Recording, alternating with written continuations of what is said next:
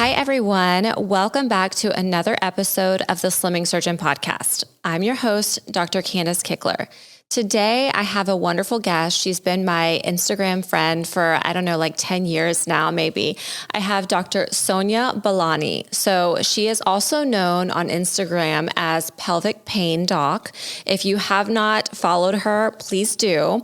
But I'm going to give you a quick bio about Sonia so that way you guys know kind of what we're going to talk about today and know her areas of expertise. So after completing her residency in OBGYN at New York Presbyterian Cornell, she pursued a fellowship in the urology department, which is like pretty rare for someone going through the OBGYN sector of medicine. And she started working with pioneers in pelvic pain. If you've ever had pelvic pain, you know that this is important and life-changing. So training in both of those areas give Dr. Sonia a unique, comprehensive foundation that has allowed her to treat women with a variety of urologic and gynecologic pelvic pain syndromes. So through her training, she has been able to take a holistic view of the common women's health issues, and she takes a compassionate, patient-centric approach and listens to her patients, which I know is like a female trait that we have, but she's really good at it, as evidenced by all of her Google reviews. And she really just wants to understand her patient's challenges. So this helps her develop a personalized, comprehensive treatment plan. You know, she's in private practice. She's doing basically like concierge pelvic pain medicine. And I'm just really excited for you guys to hear from her. Let me just review. She's also been featured in Health Magazine, Cosmopolitan, Romper, Bustle, Forbes, Lifehacker, like all of the things, and on the Dr. Oz show, which we love Dr. Oz down here in Florida. And she has been dubbed the pelvic pain guru by Mashable. So she has a new book that's also out that you guys can check out after listening to the podcast called Dr. Sonia's Guide to Navigating Pelvic Pain, Result-Oriented Strategies for Better Quality of Life. So thank you so much for coming on, Sonia. I'm so glad you're here to talk with us today. Thank you for having me. I'm so excited to do this. Okay, so I've listened to several of your other podcasts, and they're always so interesting. You are such a great speaker, so I'm excited to get into it. Today, let's start with, since we talked about this off air beforehand, let's just jump right into like vaginal Botox. Who gets this? Why do they get it? And who might need this? I love this topic. I mean, number one, because people often don't want to talk about it because when they think Botox, they think cosmetics. Sometimes they think things like TMJ or migraines. Very rarely do they think about the pelvic floor and sexual health when they think about Botox, but it's really part and parcel of treating patients. So we can use it in a multitude of ways. One of the most common ways we use pelvic floor Botox is actually to place it into the muscles of the pelvic floor for patients who have painful sex. It's something that we do in young patients, in old patients, in postmenopausal patients, in premenopausal patients. And it's an amazing tool that we have. And it's something that gives patients a quality of life that they somehow may not have imagined prior to having the Botox. And number two, it gives them longevity. So when we think about Botox, we always think about it as kind of like, and I don't know how you describe it to your patients, but people will always say they think of it as paralyzing the muscles, right? Yeah. I mean, that's like kind of the way that they think about the medication. Well, if you think about one of the causes of painful intercourse, it's what we call hypertonicity to the pelvic floor. So it essentially means that there's like a Charlie horse in the muscles of the pelvic floor. Oh my God. So and that decreases capillary blood flow. That can cause changes in the tissue of the area and even the skin. So ultimately, often patients are sent to do things like pelvic floor physical therapy. And they use different types of medications and muscle relaxers. And this can be helpful, but not 100%. And so we started utilizing Botox in the same way that people use Botox for migraines or TMJ, like that clenching behavior. So you use it for the pelvic floor, and the results, I will say, are extraordinary. It's probably one of the best in-office procedures we can do for patients that yields some of the best results, some of the most effective results. How long does it last? Like in our face, it's, we guess, 2 to 4 or 5 months. Everybody's different. And some people, they get really long duration, others less. Like, what are you finding the same thing in the vagina? It's the same exact spiel that I give my patients, which is exactly that. Like, so it lasts in our bodies, like you said, anywhere between 3 to 5 months on average, hopefully around 3. Mm-hmm. Although, like, have you read that data where they're saying that people are now metabolizing Botox faster after COVID or something like that? Yes. So, sometimes it's less than that. I think the thing that I try to have patients understand is that when we place the Botox, and it's different than cosmetic Botox in the sense that it's the same medication, but when we're placing it into these deeper muscles, it's not for cosmetics. So if we're able to retrain those muscles with different exercises, with dilators, with consistent intercourse, with pelvic floor physical therapy, then in general, the Botox, number one, lasts a lot longer because the muscles have retrained in that area. Exactly. I mean, it's like with my face. I just don't make those movements anymore. Exactly that. So, it's like teaching patients not to clench, like doing a lot of work with stretching, release, can help the Botox to last longer. So, for most patients, it's not something that I say, come in every 3 months. It's like, let's do this. Let's give you, I almost describe it, which sounds weird, but kind of like a hard reset. Let's try to reset the area so that you can move on and get the quality of life that you need. And if needed, we'll bring you back and do some more. The nice thing about Botox is that in general, it has very little, in terms of doing this, very little side effects to it, right? Exactly. So we're not like so worried about over paralyzing the muscles as long as we don't use too much medication, which is why people should go to someone who's obviously done this before. Right. Exactly. So like, medical question, like how many units do you guys usually use?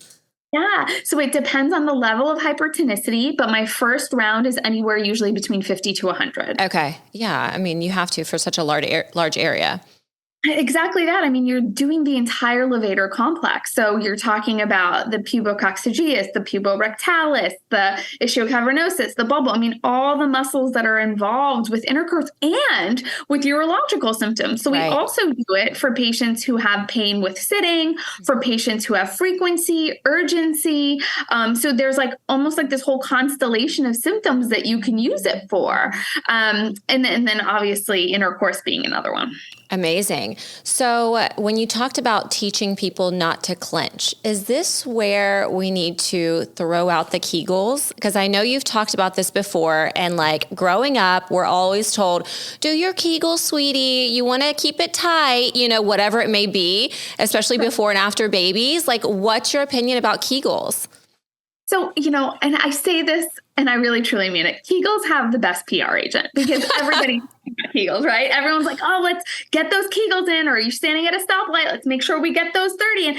And the issue with Kegels is this. If you are not having what we call urge incontinence, meaning you're unable to hold your urine, if you're not leaking urine, just over tightening your pelvic floor muscles with these exercises of contraction is of zero benefit to you. So Kegels are important for a small subset of patients, but not for all patients. And so in patients who are getting or who require pelvic floor Botox, they actually want to learn how to do reverse Kegels. And that's really where you learn how to release those muscles, not how to overcontract them. I think the other thing is like, we don't really know how to do Kegels. Do you know what I mean? Yeah. Like there's no way to know if you're doing it right. Like you just think you are. You just think you are. And so like, you're kind of like, I was like seeing a lot of patients, like I'll say in the office, I'll be like, okay, so show me your Kegel. Let's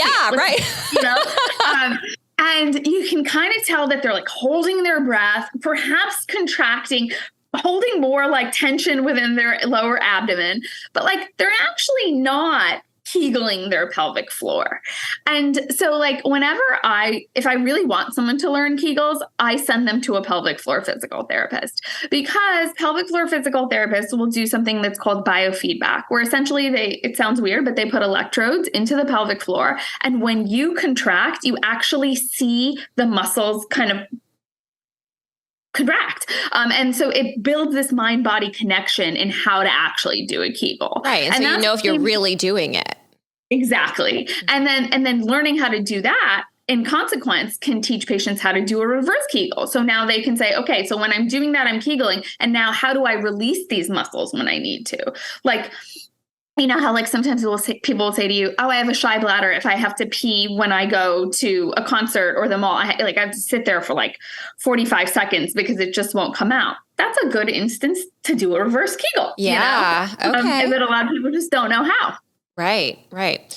This should be in your book. No Kegeling. Learn the reverse Kegel. Yeah. Although I would love to meet the PR agent for Kegels because, I mean, they have a pretty good like thing going for them. It's so crazy. I mean, it's, it's things that we just learn and think we know over time are going to be good for us. And then you find out in the long run, like it's not, like low fat diets and things like that. It's like, come on, cigarettes, they're good for us at one point. At one point, right? Pasta. I had a patient who was like in her 60s and she came to me and she was like, I don't know what's happening, why I'm having this pain. I've had this great sex life my whole life. And all of a sudden it must be the hormones. And like, yeah, part of it's the hormones. We do the testing. I put her on some hormones. She says, but it's still not getting 100% better. I'm like, tell me what you've been doing. Like, kind of like, let's walk through your lifestyle modifications. Yeah. And she's like, well, I always do at least 150 Kegels a day. Wow. And I was like, oh, and I was like, stop. Right. And then we into pelvic floor physical therapy. And that was it. It was like an aha moment for her. She was like, I can't believe that I've been doing this my entire life because I was told this is what's going to keep things nice and fresh. Exactly. And not the case. So tell me a little bit more, tell our listeners a little bit more about just like pelvic pain in general. Like I feel like it's very underdiagnosed. Like I think a lot of women walk around with these symptoms that you'll describe to us that, we just think is normal. Absolutely. So, I mean, I think it's underdiagnosed for a multitude of reasons. One, like you said, it's stigmatized. So we barely talk about things like this. That's why I love conversations like this and like women like you who use their platforms to discuss topics that are considered taboo, because no one knows they have an issue until someone says, wait a minute, that is an issue. And look at all these other people that have it, because it's actually quite common.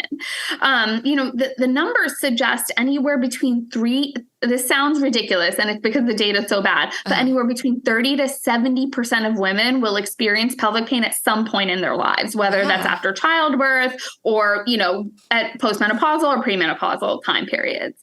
So it is definitely very underdiagnosed because it's so stigmatized, but it also is underdiagnosed because it occurs with a constellation of symptoms. Mm-hmm. So the symptoms range from anything from urological symptoms, so things like urinary urgency, frequency, pain with bladder filling, pain during urination with a negative culture. So patients who think that they're having all of these UTIs, but everything keeps coming back negative.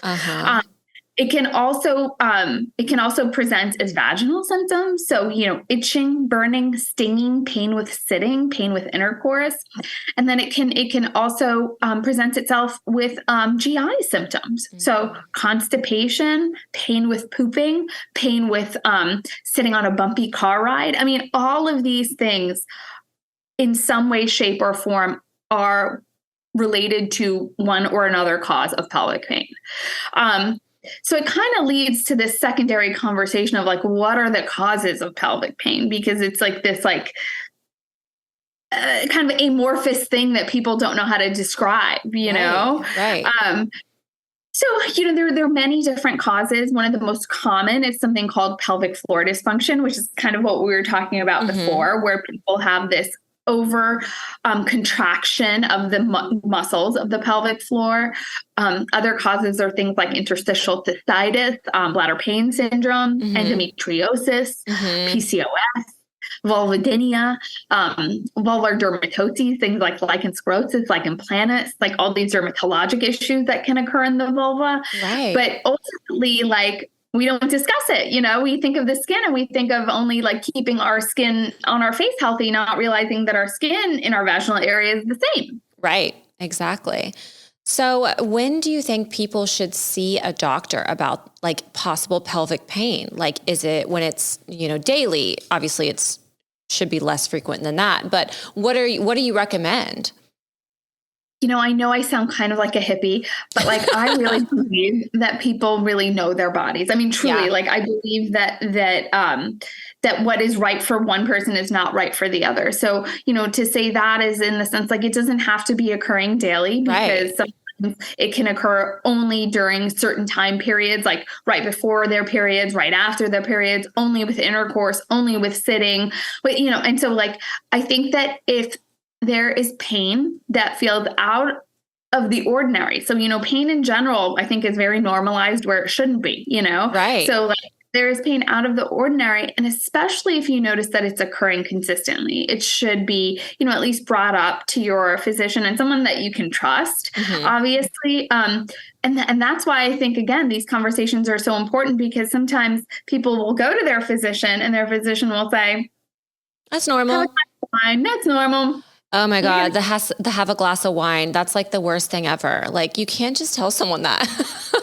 I mean, and we both have kids, but like that's, I often hear people saying, and especially after childbirth, like, when people are getting back into things, their doctors are like, oh, well, you'll be fine. Just have a glass of wine or take a warm bath or something. And it's like a little diminishing, because you're like, no, that's not going to work, and like, I know something's wrong, or something's off.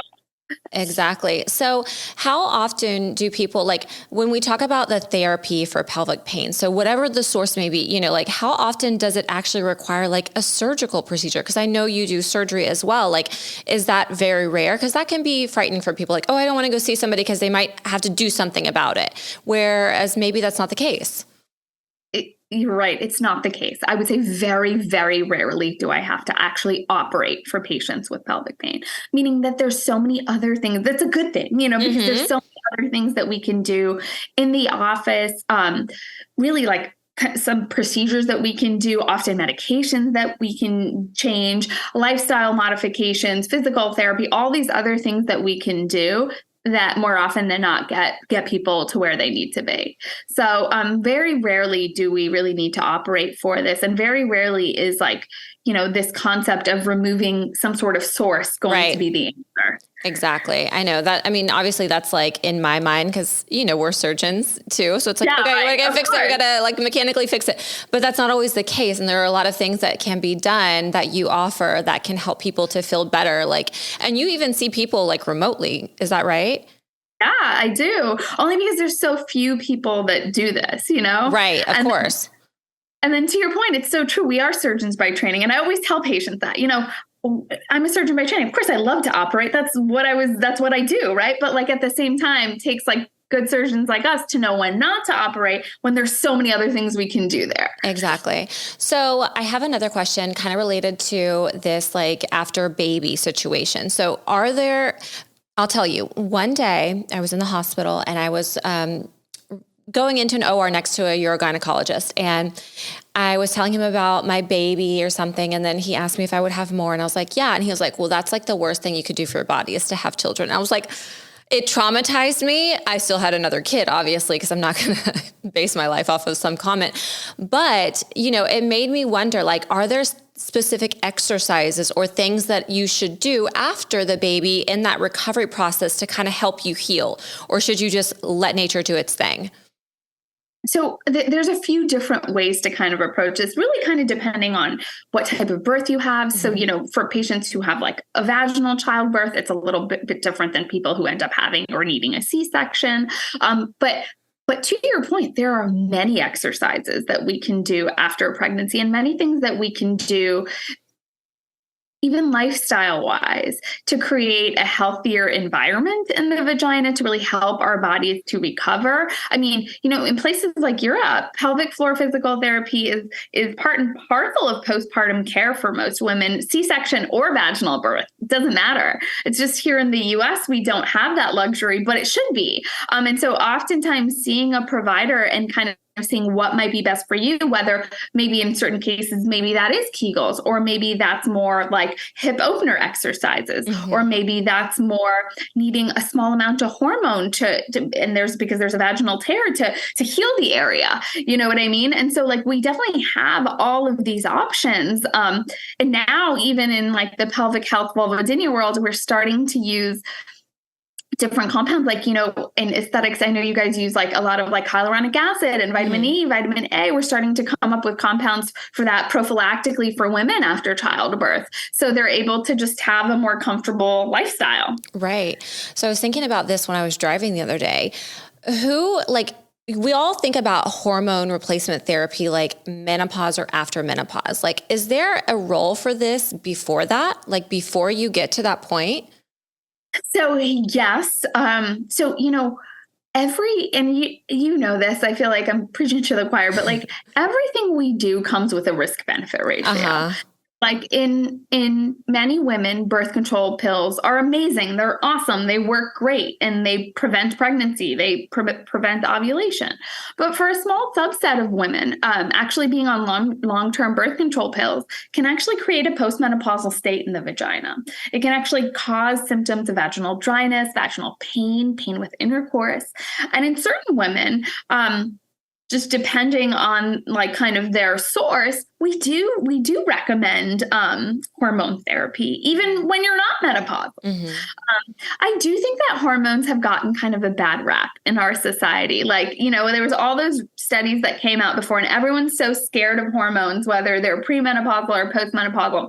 Being in New York, I have tons of patients who are referred to me from Sloan because their doctors are like, please give them hormones, So there's definitely a role for it, Kandace, and I think it just depends specifically on kind of the cause for that patient. That's one example of why someone premenopausally may be a candidate for hormones. Exactly. Okay. That's good to know, because I agree with you. And I myself had that perception that hormone replacement therapy is like bad and not natural and you don't need to do that. But meanwhile, it's like, okay, I took birth control for many years and that also has side effects and potential long-term issues, which I, as of late, have I've become to believe that I feel like it's really not good for you to be on them for such a long amount of time. Like I see so many women who are my age or a little bit older, or maybe just a little bit younger, who are, and I don't know if this is the link, but they're having so many issues like with fertility and all these problems. And it's like, well, you've been 15 years taking a pill around the clock to stop yourself from being able to have a baby. So like, you kind of might have done something, not personally, obviously you were under guidance of a physician, but I just think it's things that we didn't know before that we're knowing now. And I think that's the key to medicine. It's like things are always evolving. We used to do like LEEP procedures on 16-year-olds.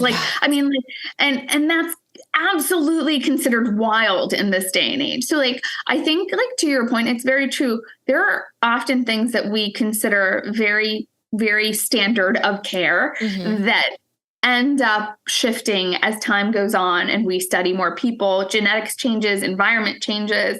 And so I always get that question, like, certain patients will ask me like, why did this happen to me? Like my friend's been on birth control for 10 years and she has no issues. Right. And like, so why me? Right. And so I never, like the way that I describe it is like, and this is not the best analogy, so I have to think of another one, but like, it's like, genetics loads the gun, but environment triggers it. Right. Yeah. And so it's like, there is this kind of push pull between the two that we're seeing a lot of with very standard therapies that we end up looking back and saying, we probably could have done that better. Yeah, exactly. So what do you think? I know you talked, about this on another podcast, and I just wanted to touch base and like let my audience know, like, what are your thoughts about like, getting an IUD and getting, having your regular pelvic exam? Like, should these procedures and exams be uncomfortable? Because they are typically for me, and I feel like most people find them to be, but maybe you have a different opinion. I have such a strong opinion on this. I think we under-medicate women all the time. And it is actually one of my biggest pet peeves. The fact that we give zero anesthesia to people during IUD placement is crazy. Insane. I know. People don't know what it takes to put that in, like you and I do, because I've seen it before too. And it's like quite barbaric. That's exactly the word. You're using things like a tenaculum. If you pulled out the stuff you need when you're doing an IUD placement, I think it's insane that we expect women to go through that. And then we're like, you can have a little bit of Motrin after. Right. come on. Like if you were ever to ask a man to undergo procedures like that, they would be fast asleep in the OR with a little bit of propofol, feeling great. Like, I mean, like, it's just not, it's not okay, Right. So whenever I do IUD placements in my office, I always do a block. I 100% of the time will do a block because I think it's insane to just say it's no big deal, especially in women who are already in pain. But in general, I think that with anyone. I myself have had an IUD and the placement was really painful. And it's crazy. I like, think of it similar to like a contraction in birth, but several of them maybe depending on how you respond to that procedure placement. But I was like, that's like a contraction. We start to talk about the amount of nerves in the cervix, and then you just think about the fact that you're placing a tenaculum, like a sharp object on the cervix to stabilize it, and then you're placing an IUD, and we're like, it's wild. And for also like speculum exams can be uncomfortable to some people. Yeah. And so, in my office, I definitely always like to use pediatric speculums, or I gauge by doing a Q-tip test first, or maybe a bimanual exam. And I think there's a stepwise progression to this, but we don't need to be like forcing things to do an exam and causing like essentially some sort of a trauma to the area, both physically and emotionally, to try to have an exam done.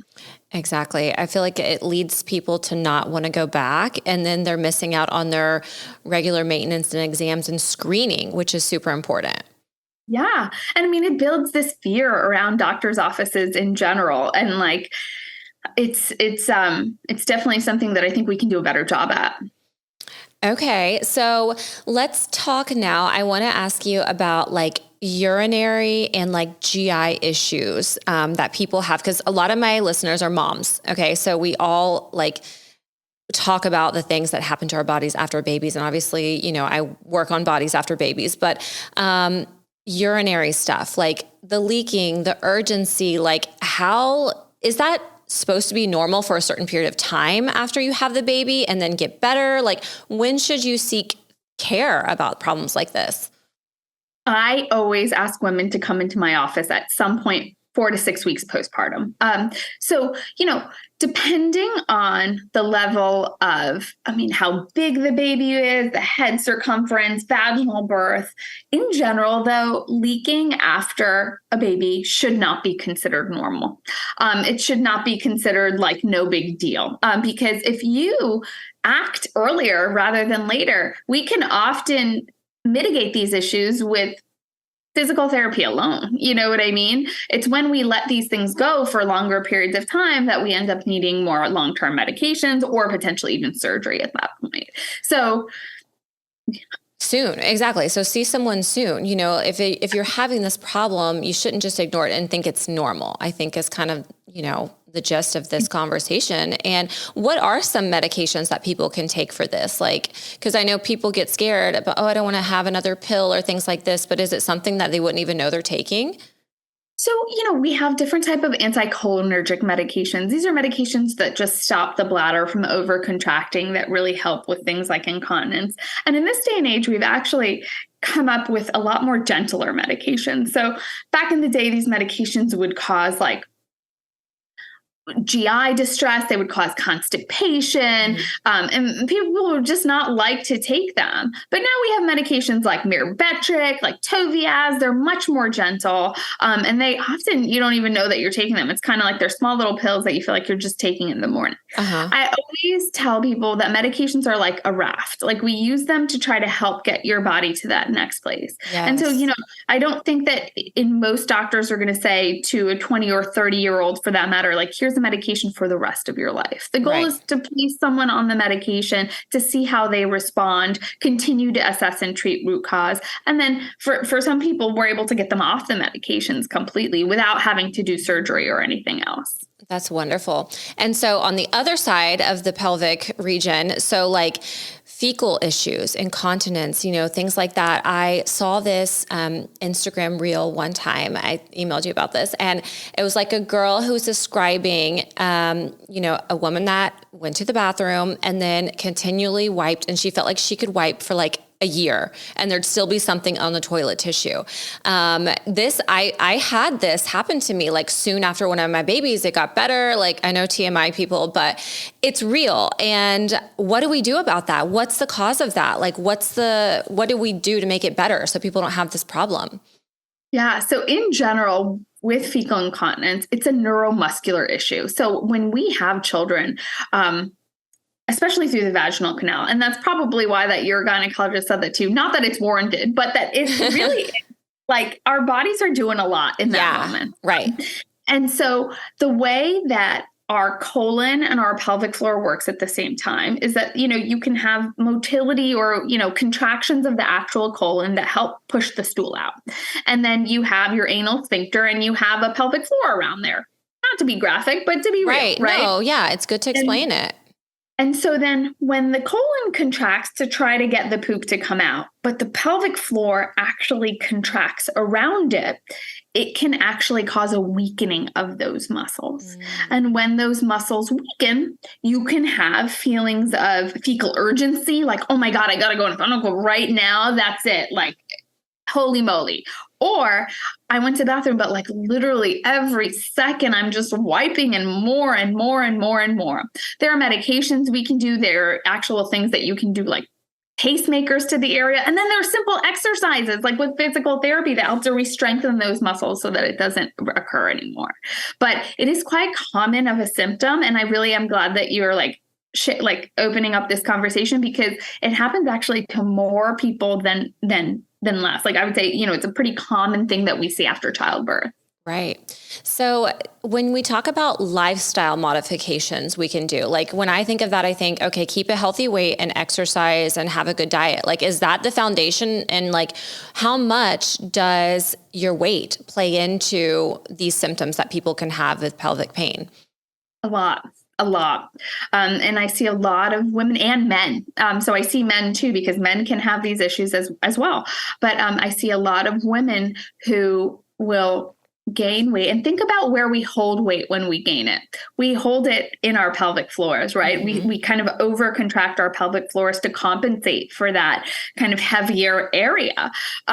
So maintaining a healthy weight is really key and part and parcel of this. And it's definitely one of the first lifestyle modifications I recommend, changing diet and weight, only because you can see some of the fastest results with that. Exactly.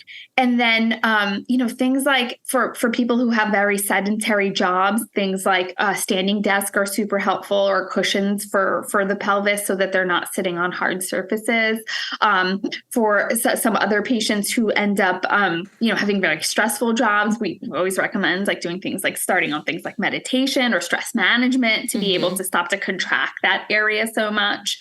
And then keeping good like bowel habits. So it's wild how many people, and I'm sure you see this a ton in your practice, Kandace, how many people are constipated. I mean, who just like from childhood live with constipation, and they start to try to eat foods that are more high fiber, but it doesn't change anything. Right. It just makes you bloated. No, I know. I'm one of these people. I am a constipated girl. Like, I could go days and not have a bowel movement, and it's not normal or healthy. And it's like, you have to keep it moving. You have to keep it moving. Like I always recommend like different types of magnesium, because we don't extract magnesium from foods like we used to in the past, simply because of how foods are processed in our country. Yeah. I know again, but like, listen, girl, I'm a hippie too. Do not worry. Anything you say on here is okay. But because sometimes I'll say these things in the office and patients will look at me. They're like, really? I'm like, I'm serious. It's true. It's literally true. Yeah. It's really true. So taking things like magnesium in different forms is really helpful just to keep the bowels moving. And, it's like I tell my kids, like, you want to try to get the toxins out. You don't want to be holding that inside. Exactly. And so these are all lifestyle modifications that are really key. But you're absolutely correct. Weight does have a big component of this. Yeah. I mean, think about it. It's gravity. Like your pelvic floor is at the bottom. It's holding everything above it. And if you gain 15, 20 pounds, like that's a lot of weight on that area, more than the baby itself actually weighs. Out of weight. I mean, even if you think about breathing patterns, people that are stressed or anxious, they tend to do what we call shallower breaths, right? They don't breathe as long and deep. When you breathe more shallow, what you're doing is your diaphragm is not moving out as much. So it's smaller. So you're increasing intra-abdominal pressure, which increases pressure on the pelvic floor, which ultimately can exacerbate symptoms. So it's the same concept, just with weight or breathing patterns, This is crazy. I know. Everything is connected. Everything is connected. I know. Right? It's very, very true. Our bodies are like a pulley lever system. Mm-hmm. Exactly. So another thing that I want to talk about, because I feel like it's really common and also not talked about as much, is PCOS. So I know it's like a whole different topic than what we've been talking about, but it's common. I see people who say they have PCOS, but then a lot of people just don't even understand it. And I'll be honest, I don't know everything about this. It's not my specialty. And when I hear someone say, oh, I have PCOS, I'm like, oh, like, I feel so sorry for you. I hope it's well managed, but like, I don't know what to tell people about this. So what is PCOS? How do we deal with it? And like, how would someone know if they have that potentially? Yeah. So PCOS is polycystic ovarian syndrome, and it's where we have more cysts in our ovaries that create a change in our hormones that can occur systemically. So, I mean, when I say hormonal changes, I mean, that can affect our thyroid hormones, our cortisol. So it affects how we metabolize things. I would say that you're absolutely correct in the sense that the diagnosis is very enigmatic, so to speak. Right? It's like you hear someone say, oh, I had like a cyst on my ovary, so I have PCOS. I'm like, I don't know if that's quite right. And you're right. That's not quite right. And so I would say that I would be very honest with you, GYNs and urologists are horrible at diagnosing PCOS. So when I have a suspicion for PCOS, when someone said, and that in a patient that will say to me, I've always had these wonky periods. I've never kind of been normal with my periods. But I thought that was just the way that it was. And I noticed more recently that I've been gaining weight, but I really have been eating all of the same things, but I'm noticing that my weight is fluctuating. You have to have a set of these kind of constellations to be able to be diagnosed with PCOS. I will send to an endocrinologist because I think it's really important to have systemic blood work done. And oftentimes they're looking at cortisol, they're looking at thyroid, they're looking at all of these other things to diagnose the PCOS. And then they're giving patients the right treatment, whether that stems from metformin to spironolactone to all of these other medications that's not just birth control pills. Right. Which used to be what people thought were the standard of care for PCOS. So, I mean, so that all that to say that PCOS is just not just diagnosed by cysts on the ovary, although that can be a presenting symptom. But it can often present with weight changes, hormonal changes, hair growth pattern changes. And it's important if there's a suspicion or if you feel like something's been off or wonky about your periods to have that evaluated. Yeah, I think it's so important. And I think, a lot of people go underdiagnosed, but other times they're, diagnosed with something that's not correct. And then you're taking all these medications. You don't really know why. You're not really seeing the change or the benefit that you want to. So it's important to seek out someone who's really going to listen and do this type of workup. I am clapping on that one because that's the truth of it is like PCOS is one of those things where it's almost like inappropriately diagnosed. Yeah. You know what I mean? It may be under, it may be over, but it's just inappropriately diagnosed because people actually don't know how to diagnose and treat properly. Gotcha. So in a similar kind of topic, endometriosis, because you said, a lot of people just give birth control pills for PCOS. A lot of people just give birth control pills for questionable, suspected, maybe endometriosis. Like how often do you see people with this? And like, that's also like, I know, that I know, and we know how you actually diagnose it. But like, let's talk about endometriosis a little bit, because it's also really common. Endometriosis is really common. I mean, the data suggests it occurs in 1 in 10 women, which is 1 in 10 people, which is pretty high. And it's when tissue that is similar to the inside of the uterus grows outside of the uterus. So like the stuff that normally would come out with your period stays inside. And it can grow in different areas. So in the abdomen, sometimes even in the lungs. I mean, there's many different areas that we can see this happen. In general, we diagnose endo because we have a clinical suspicion. Mm-hmm. So what most people will say is that they have a great deal of pain during their period. And I make that distinction because it's pain during your period, because things like interstitial cystitis, vulvodynia, they can also have pain, but oftentimes their pain gets worse before their period. Okay. So it's an important kind of distinction that we make when discussing symptoms with patients. Other patients who have endo can have pain with sex. They can have pain with pooping. So, in medicine, I know we always say it's the 3 Ds. But endo is something that clinically we diagnose with a suspicion, but the gold standard is something that we call laparoscopy, or we look inside and we see the endo. And the reason for that is that endo, you could have stage 4 endo and have a normal sonogram or even a normal MRI. Right. And so we get these imaging studies to kind of rule things in and rule things out, but they're oftentimes not specific and sensitive enough. And you can have 12 out of 10 pain and it can be debilitating, and you can have stage 1 endo.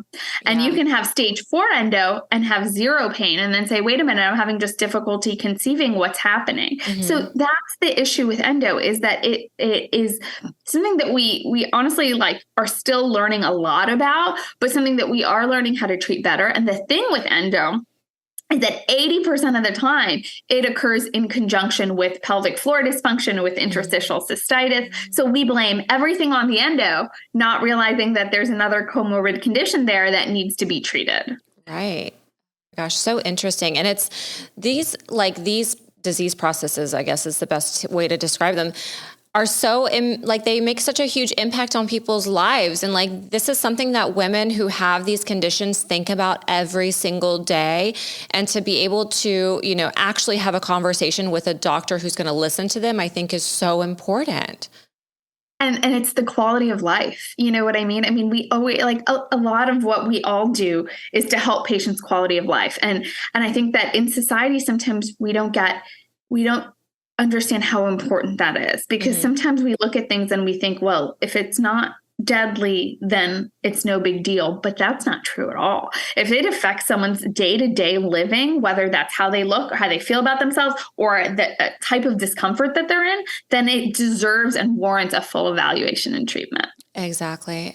And I mean, if you're thinking about something every day, and this is obviously what I talk to people about, if there's something that's bothering you or you're thinking about every single day, don't delay talking to someone about it or going to see someone about it, or at least investigating it a little bit further, because it'll give you such peace of mind, at least if you know your options or know why this might be happening to you or what can potentially be done.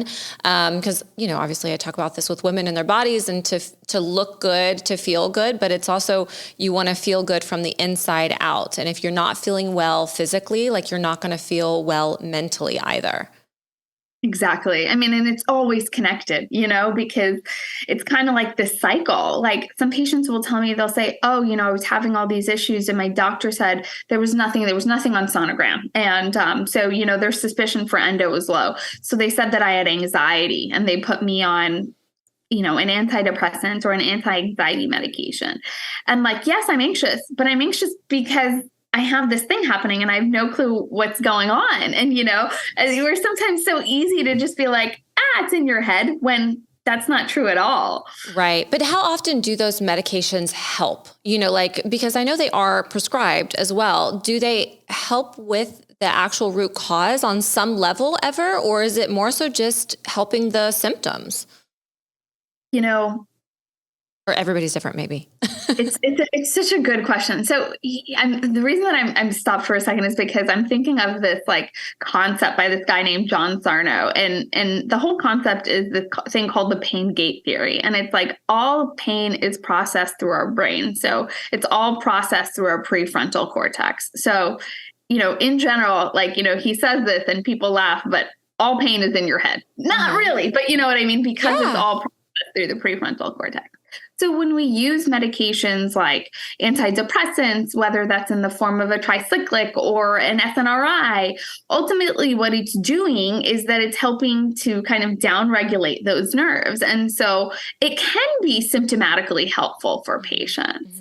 I think that the way that I try to do it is I try to use those medications to kind of downregulate the nerves, to quiet the noise, because then we can explore a little bit further the true root causes and then try and aim to treat those and then aim to take them off those medications. Gotcha. And that's how I like to use them. But they can be helpful in certain patients, just depending on kind of what's happening there, because they quiet the nerves. Right. And maybe that quietening of the nerves will then help them to tolerate the therapies and things better.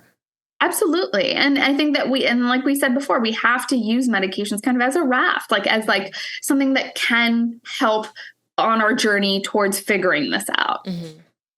So interesting. Okay. I just have like maybe one or two more topics I want to talk about with you before I let you go, because we're both busy and have to get back to our jobs. I know we're recording this like on a lunch break. So the other thing I want to talk about, because I think it'll be funny and like interesting for people to hear about, like the concept of like, is there a dick that can be too big for you? Like, is that a thing, or can every woman's vagina accommodate every penis? And then, I think when you talk about that, you can talk about like vaginismus and like the problem that some people experience with just like starting to have sex. Yeah.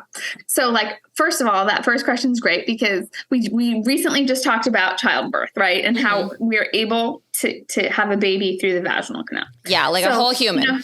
A whole human.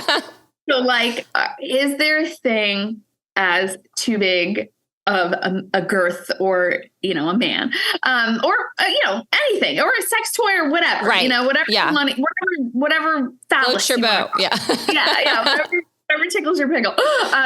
So the answer to that is that it depends on the person, but no. Okay. So like our bodies are really able to, they're flexible. The nerves and the muscles are able to release and relax. Obviously, if there is pain there, like you suggested with this term that we use that's called vaginismus, which is an involuntary contraction of the nerves and the muscles of the vaginal area and the pelvic floor, there can be pain with certain sizes, or even with just a finger or something small alone. Okay.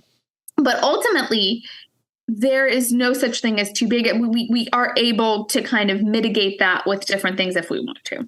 And vaginismus is something that I feel strongly about, because there are many patients who have it who don't realize that they have it. Yeah. And so, these are the women who will come in and say, ever since I was, 12 or whatever, when I got my first period, but unable to put in a tampon, it always hurts too bad. Or the first time I went to the GYN, I couldn't tolerate the speculum exam. It's way too much for me. I've never been able to have intercourse. Like, we have to be cognizant of vaginismus, because we can easily treat it and oftentimes Botox is amazing for patients with vaginismus, really gives them their quality of life back. But it is something that we see a lot of. And I think this concept of a lot of people thinking that it's only due to some sort of trauma is untrue. And so while some patients may have a history of trauma and again, it's something we can treat, many of them don't. Many of them are just born with with the nerves and the muscles overly tightened or spasming in the area. And that's definitely something to kind of get evaluated. So interesting, because I think probably at some point in your life, you may have interacted with someone who, is so afraid to have sex, or, hasn't been able to ever use tampons, and that might be their problem and they just don't know. Yep. It's exactly right. And I love that you're bringing it up, because I wish more people talked about it so openly, because sometimes it feels like a secret that no one else wants to talk about. but it shouldn't be. I know. I mean, we don't have secrets here. I talk about labiaplasty like every other episode too. So, and I love that. And it's because it's important. And patients will come to me and, they'll describe the pain, and then they'll say, I also have noticed this kind of like change in my labia that makes me uncomfortable. I would say if it makes you, I'm happy to send you to someone like Kandace, to someone who can help that, because that's important for you. You know what I mean? And there are so many people with like, congenital asymmetries and things like that make them afraid to, just it hurts their self-confidence. They don't want to have sex, they don't want to be with a partner, or it's changes that have happened after the baby and they're just not happy with it. And then like recently I had a lady who, she's got an asymmetry of her labia minora, and it literally hurts her every single day, like in her clothing. And it's like, we can take care of that for you. Exactly. I mean, and I see this all the time too. And I think it's amazing. And again, like I always think that's why we have to work together. Like that's not something I can do, but I think it's really important for patients to have this taken care of, because it will affect their quality of life as they move on, even if it's, occurring with certain clothing or with to the touch or, whatever. Exactly. Okay. Well, I think this has been an amazing conversation. We've talked a lot about all the different aspects of pelvic pain, everything that you do. I hope that people, get a sense of how genuine and caring that you are, and that anyone, especially in New York, reaches out to you, but anywhere across the US, they can connect with you virtually. But what's the best way? Like, how do you want people, or how do people find you? So, my website is www.pelvicpaindoc.com. I'm on Instagram at the same handle, and we're located in the Upper East Side of Manhattan. So you can always call us too. Our number's on our website. Okay, amazing. So again, Dr. Sonia Bahlani, pelvic pain doc, thank you for having these candid conversations with me. I'm so glad we finally got to do this. So thanks everyone for listening. Please, leave me a 5-star review, leave some comments, send me messages on Instagram, and make sure you subscribe. Thanks again, and tune in next time.